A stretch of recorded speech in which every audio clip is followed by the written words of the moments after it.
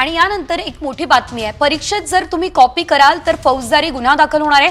महाराष्ट्र राज्य माध्यमिक आणि उच्च माध्यमिक शिक्षण मंडळाने हा निर्णय घेतलेला आहे। 10वी आणि 12वीच्या परीक्षेत कॉपी करणाऱ्या विद्यार्थ्यांवर थेट दखलपात्र आणि अजामीनपात्र फौजदारी गुन्हा दाखल केला जाईल।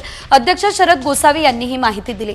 1982च्या कॉपी विरुद्ध कायद्यानुसार विद्यार्थ्यांवर कारवाई केली जाणार आहे, गुन्हे दाखल केले जातील। बोर्डाचे नियम न पाळल्यास विद्यार्थ्यांवर ही कारवाई होणार आहे।